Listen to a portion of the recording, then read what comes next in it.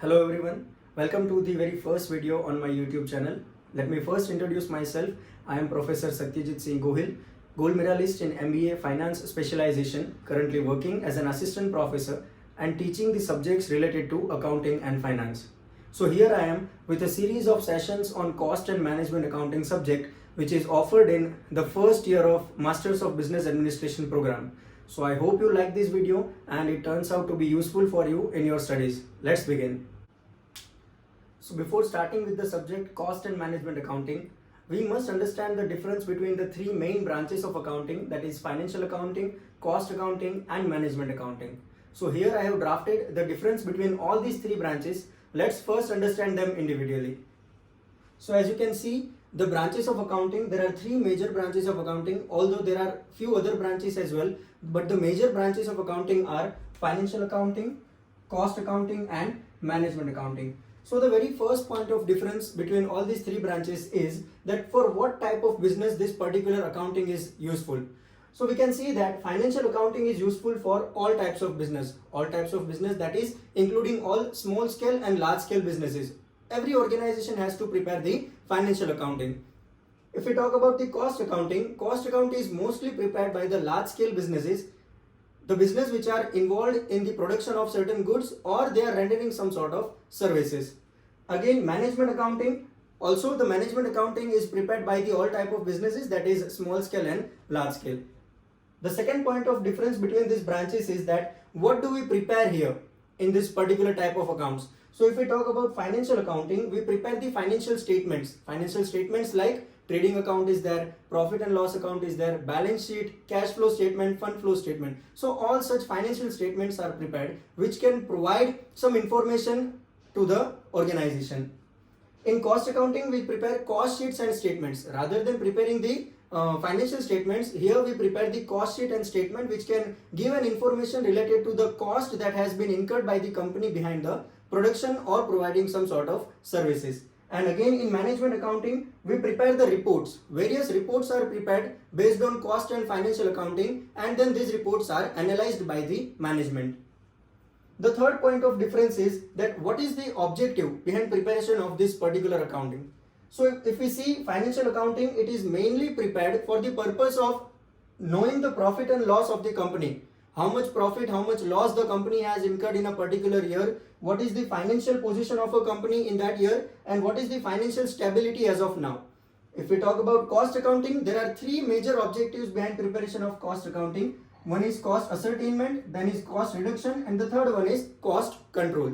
And if we talk about management accounting, here the purpose behind preparing the management accounting is planning, decision making and controlling. The next point of difference is who prepares these accountings. So if we see financial accounting is generally prepared by the financial accountants. On the other hand, if you see at the cost accounting is prepared by the cost accountant. Now what is the difference between both of them? If you see, I have written here, financial accounting is more of a general form of accounting and cost accounting is a specialized form of accounting. So it's like all the companies have to prepare financial accounting. As we said here, it is useful for all types of business. So for preparing the financial statements, financial accountants are required who is having knowledge of how to prepare the financial statements, how to analyze the balance sheet of a company, how to pass on the journal entries, how to prepare ledger accounts and all. But if we talk about the cost accounting, it is more of a specialized form of accounting. So we have to hire a professional here who is professional into the area of costing. So we hire a cost accountant here. In management accounting, generally the reports are prepared by the internal members of the organization. The next point of difference is on what type of data this accounting is prepared. So financial accounting is prepared on the basis of past data. Cost accounting is also prepared on the basis of past data, and management accounting is also prepared on past data, but it is prepared for the future. As you can see, one of the objective here is to planning. And planning is done for future, right? So whatever data is referred here is definitely the past data for preparation of the reports, but the reports are prepared for future decision making and planning. The next point of difference is how frequently these accountings are prepared. So if you see financial accounts are prepared once in a year. In one particular accounting period, in one financial year, only one time the financial accounts are prepared, that is once in a year. Again, cost accounting is also prepared once in a year in one particular accounting period, but the management reports, management accounts are prepared frequently. The next point of difference is for what type of users these accounts are prepared. So if you see financial accounting, it is prepared for all the types of users, including internal users and external users. If you see cost accounting, it is only prepared for the internal users. Here you have the data related to your costing strategy, your costing principles, which should not go out to the competitors. So rather it is only prepared for the internal users of the organization. And if you see management accounting, it is mostly prepared for the top management, that is board of directors and CEO. So I hope the difference between all these three branches is clear, and now we can move on to the next topic. So our next topic is the basic concepts related to cost and management accounting. यहाँ पे हमने कुछ concepts define किए हैं, जो concepts पूरे subject का part बनेंगे. अगर इन कंसेप्ट्स का नॉलेज आपको होगा, अगर इस कंसेप्ट्स के बारे में आपको पता होगा, तो इस चैप्टर को, इस सब्जेक्ट को समझना आपके लिए बहुत ज़्यादा इजी हो जाएगा. तो वन बाय वन कुछ एक डेफिनेशन है, अराउंड 7 और 8 डेफिनेशंस आर देयर, जिनको हम वन बाय वन समझेंगे और उनका मीनिंग क्या होता है वो पता लगाएंगे. सो सबसे पहला definition as you can see is cost. Cost क्या होता है? तो बहुत ही सिंपल तरीके से डिफाइन किया गया है. Cost is the monetary expenditure incurred और attributable to a given thing. जब आप किसी पर्टिकुलर ऑब्जेक्ट को, किसी चीज को आप एक मॉनेटरी वैल्यू या मॉनेटरी एक्सपेंडिचर असाइन कर सकते हो, तो उसे हम कहते हैं कॉस्ट. फॉर एग्जांपल, ये जो डस्टर है, अगर मैं कहूं कि कोई एक फैक्ट्री है, कोई एक कंपनी है जो इस डस्टर को मैन्युफैक्चरिंग करने का काम करती है. अब जाहिर सी बात है, इस डस्टर को बनाने के पीछे कंपनी का कुछ खर्चा लग रहा होगा. तो इफ आई से कि 1 पीस ऑफ डस्टर बनाने का खर्चा, ये एक डस्टर का खर्चा जो है वो 100 रुपए हो रहा है. सेलिंग प्राइस की बात नहीं कर रहे, कॉस्ट की बात कर रहे हैं कि एक डस्टर को बनाने का खर्चा जो है वो 100 रुपए हो रहा है. तो मैं ये कह सकता हूं कि इस डस्टर की वैल्यू 100 रुपीज है. वाई? बिकॉज मैं इस डस्टर के पीछे, इसको बनाने के लिए 100 रुपए का खर्चा मॉनेटरी एक्सपेंडिचर इनकर कर रहा हूं, और एक इस चीज को मॉनेटरी एक्सपेंडिचर एट्रीब्यूट कर रहा हूं मैं. तो जब आप किसी चीज को मॉनेटरी वैल्यू असाइन कर सकते हो, एट्रीब्यूट कर सकते हो, तो उसे हम कहते हैं cost. Next definition we have is costing. Now what is costing? अब जैसे हमने इस डस्टर को एक वैल्यू असाइन की, एक कॉस्ट असाइन की 100 rupees. Cost and management accounting के अंदर किसी भी चीज को कॉस्ट असाइन करने के लिए कुछ मेथड्स और कुछ टेक्निक्स दिया है. वो डिपेंड करता है कि आप कौन से टाइप के बिजनेस में इन्वॉल्व हो, कौन से टाइप का प्रोडक्ट और सर्विस आप ऑफर कर रहे हो आपके कस्टमर को. तो based on the types of business and the type of product और सर्विस, आपका मेथड और टेक्निक ऑफ कॉस्टिंग डिफरेंट हो सकता है. So there are around 8 methods of costing and 5 techniques of costing given in CMA. तो वो methods और techniques जब आप यूज करके किसी एक पर्टिकुलर चीज को कॉस्ट असाइन करते हो, इसे हम कहते हैं कॉस्टिंग. कोई ब्लाइंडली कॉस्ट असाइन नहीं किया जा रहा है, कुछ मेथड्स और कुछ टेक्निक्स को फॉलो करके कॉस्टिंग जो है वो करी जाती है. Next definition we have is the cost accounting. What is cost accounting? अब यहाँ पे वर्ड आता है अकाउंटिंग, और अकाउंटिंग का तो बहुत ही सिंपल मीनिंग है किसी चीज का हिसाब किताब रखना. तो यहाँ पे कॉस्ट अकाउंटिंग के अंदर हम किन चीजों का हिसाब किताब रखेंगे? जो भी रिकॉर्डिंग किया जाएगा, जो भी ट्रांजैक्शंस रिकॉर्ड किए जाएंगे, वो कॉस्ट के रिलेटेड होंगे. जितना खर्चा कंपनी ने किया है, उन खर्चों को जब आप एक बुक्स ऑफ अकाउंट्स के अंदर रिकॉर्ड करते हो, जब आप एक प्रॉपर अकाउंटिंग मैकेनिज्म फॉलो करते हो, तो उसे हम कहते हैं कॉस्ट अकाउंटिंग. अब यहाँ पे कॉस्ट तो है ही, लेकिन अकाउंटिंग भी वर्ड साथ में जुड़ रहा है. इसका मतलब है कि खर्चा जो भी आपने किया है, जो ट्रांजैक्शंस आपने किए हैं, उन ट्रांजैक्शंस को एक बुक्स ऑफ अकाउंट्स के अंदर रिकॉर्ड करने हैं. क्यों किया जाता है? अब कॉस्ट अकाउंटिंग बनाया ही इसलिए जाता है कि साल खत्म होने पर कंपनीज को पता चले कि पूरे साल में उन्होंने प्रोडक्शन के पीछे या सर्विस देने के पीछे कितना खर्चा किया है. तो इसलिए हम कॉस्ट अकाउंटिंग करते हैं कि भाई जितना खर्चा हमने किया है साल भर में, उन खर्चों को किसी बुक्स ऑफ अकाउंट्स में जब हम रिकॉर्ड करते हैं, तो उसे हम कहते हैं cost accounting. Next definition we have is cost accountancy. What is cost accountancy? इस डेफिनेशन को समझने के लिए 4 अलग अलग पार्ट्स में डेफिनेशन को डिवाइड किया गया है. आइए समझते हैं. Applying the costing and cost accounting principles. तो ऊपर जो हमने कॉस्टिंग समझा, कॉस्ट अकाउंटिंग समझा, दोनों के प्रिंसिपल्स को एक साथ अप्लाई करना है. उसके अलावा मेथड्स और टेक्निक्स यूज करना है. किसके लिए? कॉस्ट कंट्रोल करने के लिए और ascertainment of profitability. And why? For the managerial decision making. अगर इसको एक प्रॉपर डेफिनेशन में फॉर्म किया जाए, then it is nothing but the application of costing and cost accounting principles and the methods and techniques to the science, arts and practice of cost control and ascertainment of profitability for the purpose of managerial decision making. That is how cost accountancy can be defined. The next definition we have is the cost centers. Now what are cost centers? जब आप पूरे organisation का cost ascertain करते हो तो हो सकता है कि वो थोड़ा कॉम्प्लेक्स, वो थोड़ा डिफिकल्ट हो सकता है. अब ऐसे केस में जब आप आपके ऑर्गेनाइजेशन को स्मॉल पार्ट्स में, स्मॉल सेक्शंस में डिवाइड कर देते हो तो आपका कॉस्ट असर्टेनमेंट का काम जो है वो इजी हो जाएगा और वो कॉम्प्लेक्स नहीं रहेगा. इसलिए कॉस्ट सेंटर्स क्या होते हैं? For ascertaining the cost, organisation is divided into small parts और सेक्शंस. पूरे ऑर्गेनाइजेशन को स्मॉल पार्ट्स और सेक्शंस में डिवाइड किया जाता है and each section is termed as a cost centre. और हर सेक्शन को एक कॉस्ट सेंटर के तौर पे माना जाता है. अगर देखा जाए तो कॉस्ट सेंटर्स जनरली दो टाइप के होते हैं. One is personal cost centre and another one is impersonal cost centre. अब नाम से ही पता चलता है कि पर्सनल कॉस्ट सेंटर मतलब पर्सन और ग्रुप ऑफ पर्सन. यहाँ पे जो भी खर्चा होगा वो पर्सन और ग्रुप ऑफ पर्सन के रिलेटेड होगा. On the other hand, we have impersonal cost center. अब कंपनी जो है वो इम्पर्सनल कॉस्ट सेंटर दो तरीके से बना सकता है. एक लोकेशन के बेसिस पे और दूसरा आइटम्स ऑफ इक्विपमेंट के बेसिस पे भी हम जो है वो कॉस्ट सेंटर बना सकते हैं. तो अगर आप बात करो लोकेशन वाइज अगर आपको कॉस्ट सेंटर बनाना है तो कंपनी डिपार्टमेंट वाइज बना सकती है कॉस्ट सेंटर. अलग अलग डिपार्टमेंट्स कंपनी के अंदर होंगे तो डिपार्टमेंट वाइज भी कॉस्ट सेंटर बनाया जा सकता है. और अगर हम आइटम्स और इक्विपमेंट्स की बात करें तो आइटम्स और इक्विपमेंट्स में फॉर एग्जांपल एसेट्स होते हैं, मशीनरी होते हैं. तो अगर मैं मशीनरी को एक कॉस्ट सेंटर बना दूं तो मशीन के रिलेटेड जो भी खर्चा होगा वो मैं मशीन के जो कॉस्ट सेंटर है उसके अंदर रिकॉर्ड कर सकता हूं. डिपार्टमेंट वाइज अगर मैं कॉस्ट सेंटर बनाता हूं तो एक डिपार्टमेंट को मैंने कॉस्ट सेंटर बना दिया. अगर उस डिपार्टमेंट के रिलेटेड कोई भी खर्चा आता है तो सीधा मुझे उस डिपार्टमेंट के अंदर ही उसको असाइन करना है, असर्टेन करना है.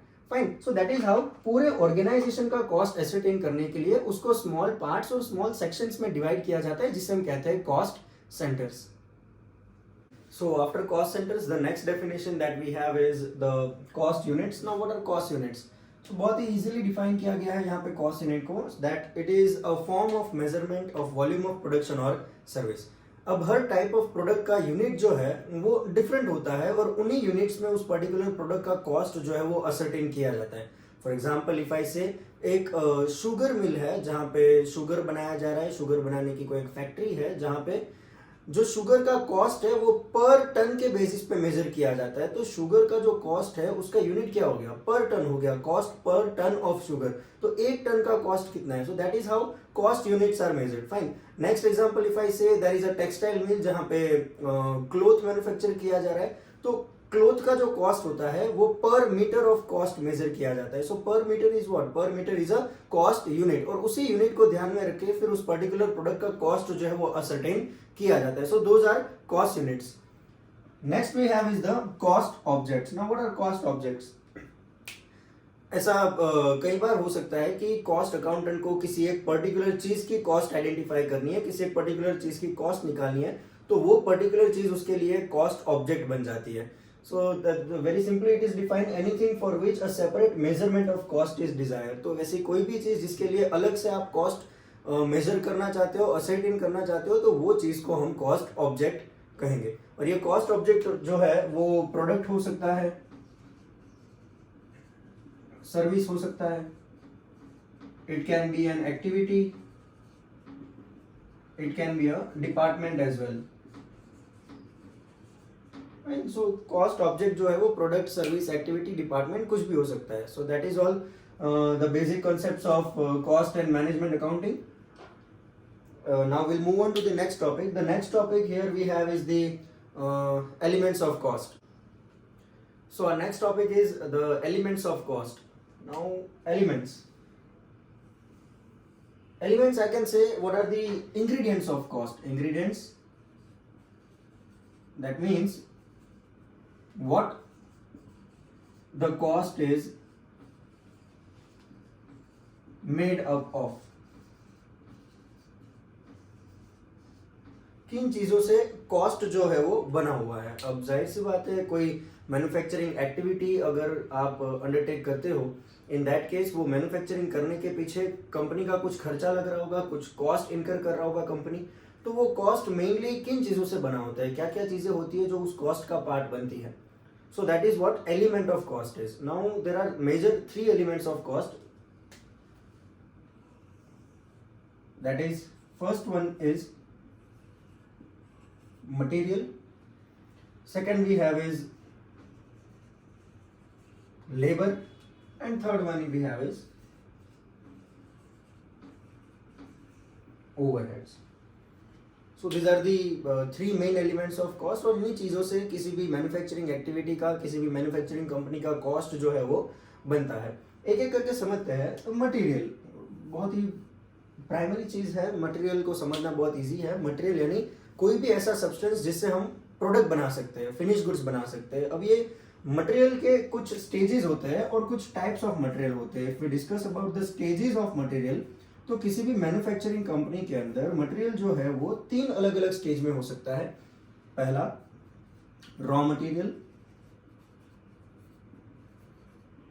दूसरा work in progress, and the third one is finished goods. The third one is finished goods. Fine. So these are the stages of material. One by one समझते हैं.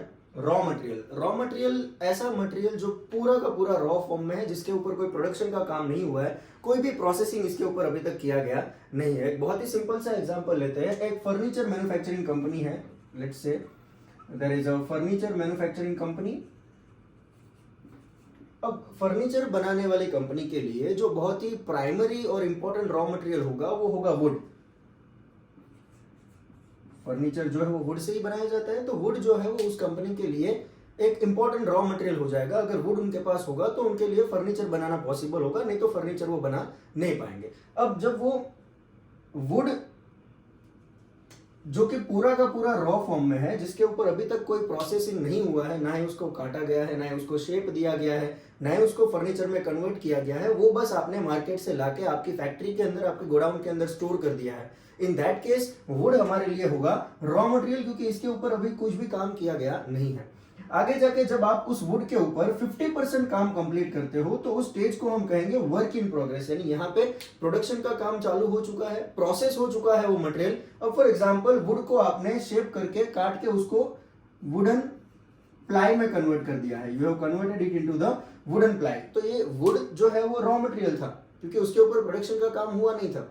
उसके बाद उसने उसके ऊपर प्रोसेसिंग किया गया, 50% प्रोडक्शन का काम चालू किया गया. जब उसको काट के शेप दिया, प्रॉपरली वुडन प्लाई में कन्वर्ट किया, तो वुडन प्लाई हमारे लिए वर्क इन प्रोग्रेस हो जाएगा. लेकिन वुडन प्लाई को हम अभी फर्नीचर नहीं कह सकते. Wooden ply is neither a raw material now and nor a finished goods. जब आप वुडन प्लाई को फाइनली कुछ और मटेरियल्स के साथ असेंबल करके फर्नीचर के अंदर कन्वर्ट करोगे, फॉर एग्जांपल आपने इस वुडन प्लाई में से कोई एक वुडन चेयर बनाया, तो वुडन चेयर हमारे लिए हो जाएगा एक finished good. Fine. So those are the stages of material. It can be raw material, it can be work in progress, and it can be finished goods. ये तो हो गया stages. Now after stages there are few types of material as well. Material के stages के अलावा material के कुछ types भी होते हैं. So what are the types of material? तो टाइप्स ऑफ मटेरियल जो है वो दो टाइप के हो सकते हैं. Material, one is direct material and another one is indirect material.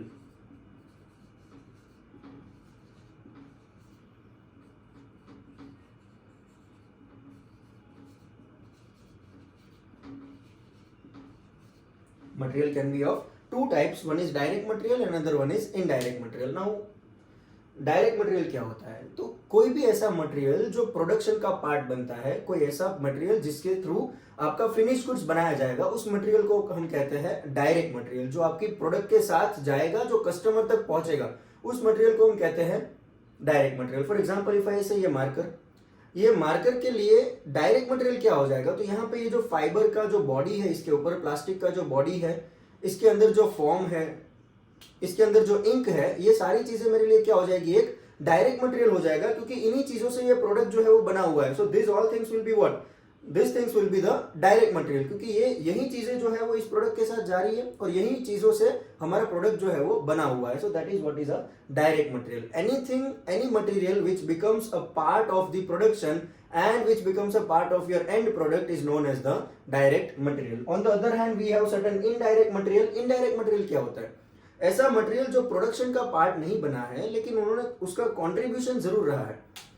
इस मार्कर को बनाने में वो मटेरियल यूज नहीं किया गया है लेकिन उस मटेरियल की हेल्प से इस मार्कर को बनाया गया है. ऐसे मटेरियल को हम कहेंगे indirect material. So we can say direct material is the primary material and indirect material is the secondary, using which the primary material is converted into finished goods. तो secondary material क्या होता है? जिसको use करके आपने direct material को finish goods में convert किया है. जैसे आप स्मॉल टूल्स एंड इक्विपमेंट्स होते हैं, टूल्स एंड इक्विपमेंट्स है, मशीनरी है. So all these are the example of indirect material. इस पेन को बनाने के लिए, इस मार्कर को बनाने के लिए कोई एडिशनल मशीनरी आपने यूज किया है. So that machinery is not going to be a part of this product. ना ही वो मशीनरी कस्टमर को बेचा जाएगा इस मार्कर के साथ.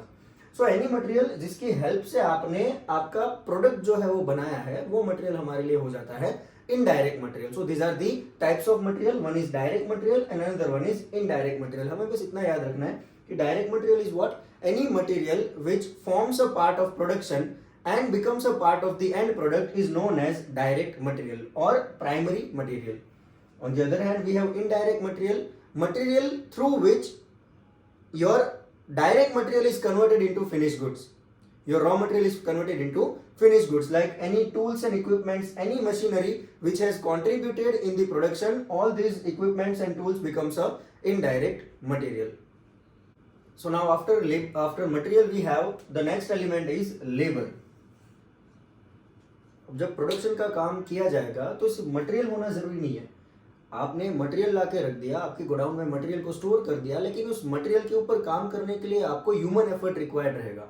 सो that human effort is known as the labour. The human effort required to convert the raw material into finished goods is known as the labour. अब लेबर भी आगे जो है वो दो तरीके के हो सकते हैं, that is a direct labour and an indirect labour.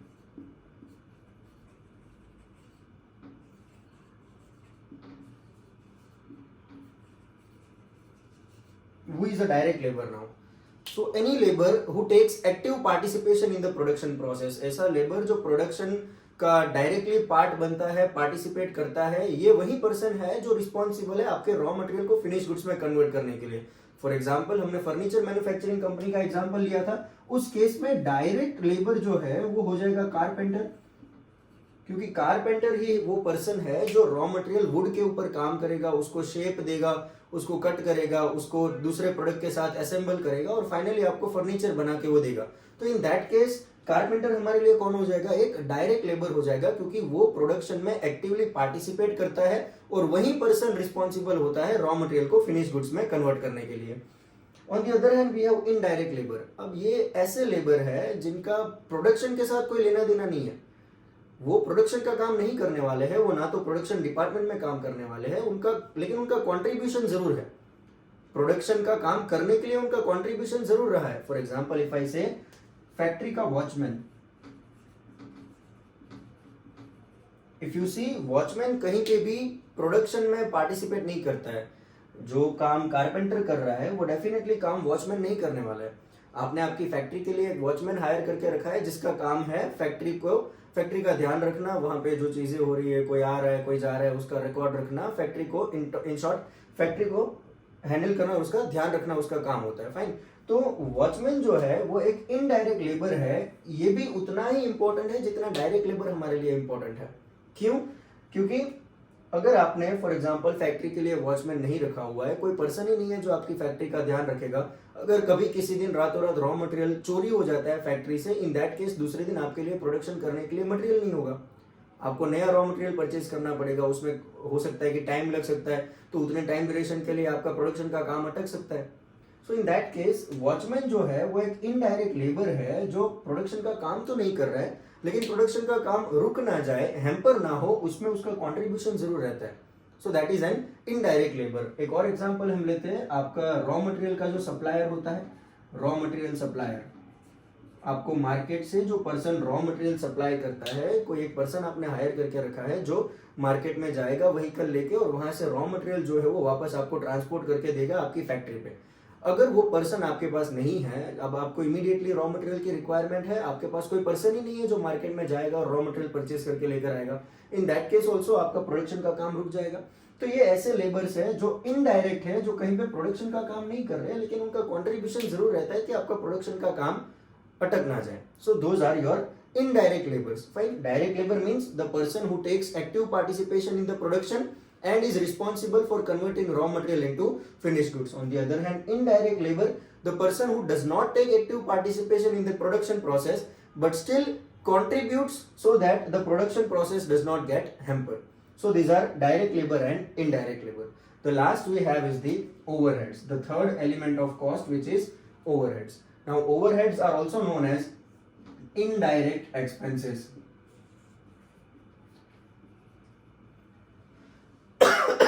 Fine. So indirect material और इनडायरेक्ट लेबर के अलावा भी कुछ ऐसे इनडायरेक्ट एक्सपेंसेस होते हैं जो कंपनी इनकर करती है प्रोडक्शन का काम करने के लिए, और ये ओवरहेड्स जो है वो मेनली 3 लेवल पे करे जाते हैं। जैसे हमारे पास यहाँ पे मटेरियल जो है वो 2 टाइप के हैं, डायरेक्ट मटेरियल है, इनडायरेक्ट मटेरियल है, लेबर भी डायरेक्ट लेबर है, इनडायरेक्ट लेबर है। वैसे ही हमारे पास ओवरहेड्स भी है, तो ओवरहेड्स का भी एक डिटेल्ड क्लासिफिकेशन है कि कोई भी कंपनी इनडायरेक्ट खर्चे जो है वो 3 लेवल पे करती है। That is first one is at factory level which is known as factory overheads, factory overheads. Another one we have is office and administration overheads, office and administration overheads, and the last one we have is selling and distribution overheads.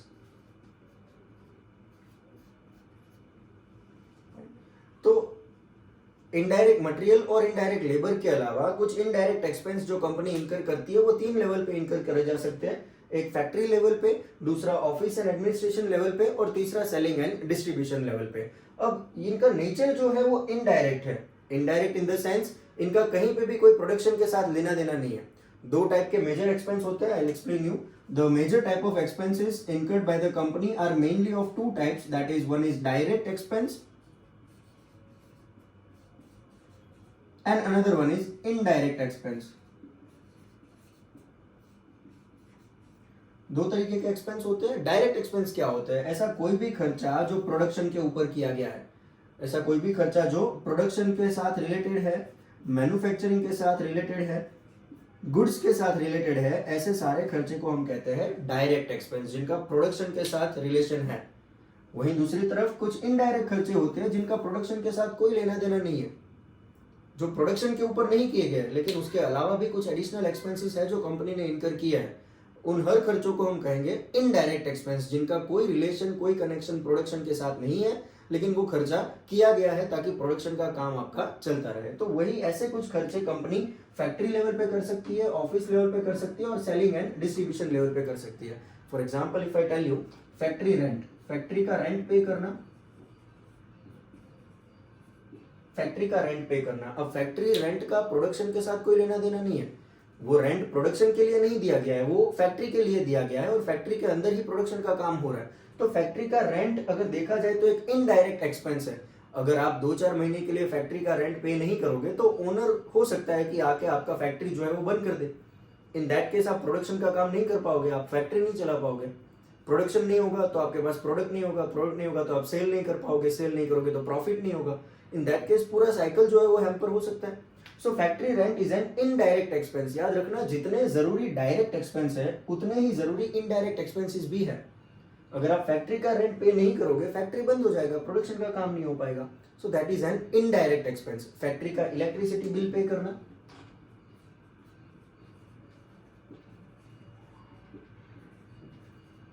Factory का electricity bill आप पे करोगे, वो भी एक indirect expense होता है जो फैक्ट्री लेवल पे किया गया है। Indirect in the sense electricity bill का कोई लेना देना प्रोडक्शन के साथ नहीं है, लेकिन जो प्रोडक्ट बन रहे हैं वो मशीन्स यूज करके आप कुछ प्रोडक्ट्स मैन्युफैक्चर कर रहे हो। अब मशीन रन करने के लिए आपको इलेक्ट्रिसिटी रिक्वायर्ड है, और इलेक्ट्रिसिटी अगर आप कंज्यूम करोगे तो आपको इलेक्ट्रिसिटी बिल पे करना पड़ेगा। इन केस अगर आप इलेक्ट्रिसिटी बिल 2-3 मंथ्स के लिए पे नहीं करते हो तो पावर कट हो जाएगा फैक्ट्री में, पावर कट हो जाएगा तो मशीन्स काम नहीं करेंगे और प्रोडक्शन का काम अटक जाएगा। So these are the indirect expenses. अब अगर इसको समझा जाए तो डायरेक्ट एक्सपेंसेस प्रोडक्शन के ऊपर किए गए हैं, डायरेक्टली प्रोडक्शन के ऊपर किए गए हैं, और इनडायरेक्ट एक्सपेंस जो है वो प्रोडक्शन को जारी रखने के लिए किए गए खर्चे हैं। This cost is incurred on production whereas this cost is incurred so that your production process does not get stopped. Fine. उसके बाद दूसरा जो लेवल है वो है ऑफिस एंड एडमिन लेवल। तो फैक्ट्री के साथ साथ ऑफिस एंड एडमिनिस्ट्रेशन को संभालना भी उतना ही जरूरी है मैन्युफैक्चरिंग कंपनी के लिए। तो ऑफिस के अंदर किया गया for example printing and stationery का खर्चा है, printing and stationery, then there is telephone bill. तो ये कुछ ऐसे खर्चे हैं जो ऑफिस के लेवल पे करे गए हैं और इनडायरेक्ट नेचर के हैं, इनडायरेक्ट एक्सपेंस है। अगर इनका कोई भी लेना देना प्रोडक्शन के साथ नहीं है, प्रिंटिंग और स्टेशनरी का और टेलीफोन बिल का, और ऐसे एक्सपेंस जिनका कोई भी रिलेशन नहीं होता है प्रोडक्शन के साथ, उसी एक्सपेंस को हम कहते हैं इनडायरेक्ट एक्सपेंस या फिर ओवरहेड्स। तो ये अगर ऑफिस एंड एडमिन लेवल पे देखा जाए तो प्रिंटिंग और टेलीफोन का खर्चा हमारे लिए इनडायरेक्ट एक्सपेंस है जो कि ऑफिस एंड एडमिन पे किया गया है। Last we have is selling and distribution. अब प्रोडक्ट को सिर्फ बना के थोड़ी रखना है, गोडाउन में थोड़ी रखना है, जो फाइनल प्रोडक्ट आपने बनाया है उसको मार्केट में सेल भी करना है। सेलिंग करने के लिए फॉर एग्जांपल कंपनी ने मार्केटिंग के लिए कोई खर्चा किया है, एडवर्टाइजिंग के लिए कोई खर्चा किया है, कैंपेन के लिए कोई खर्चा किया है, R&D के लिए कोई एक्सपेंस किया है। So that is all your selling and distribution expenses. तो आपने प्रोडक्ट को सेल करने के लिए कौन सा एडिशनल कॉस्ट आपने किया, आपने कोई मार्केटिंग कैंपेन रन किया है, आपने कहाँ कौन सी जगह पे एडवर्टाइजमेंट करवाया है, क्या किस तरीके से आप मार्केटिंग करवा रहे हो। सो वो सारे खर्चे आपके सेलिंग एंड डिस्ट्रीब्यूशन लेवल पे आते हैं। So these are your indirect expenses. So overall if you understand there are 3 major elements of cost, material, labour and overheads. Material are of 2 types, direct material and indirect material. Direct material which becomes a part of your product, which forms a part of the production. Indirect material also known as secondary material like tools and equipments and machinery. Labor again are of 2 types, direct labor and indirect labor. Direct labor, the one who takes active participation in the production process and is responsible to convert the raw material into finished goods. Indirect labor, who does not take active participation in the production process but still contributes so that the production process does not get hampered. Overheads or indirect expenses, the third element of cost. Overheads can further be incurred at 3 different levels: factory overhead, office and administration overhead, selling and distribution overheads. So we are done with the elements of cost. Thank you.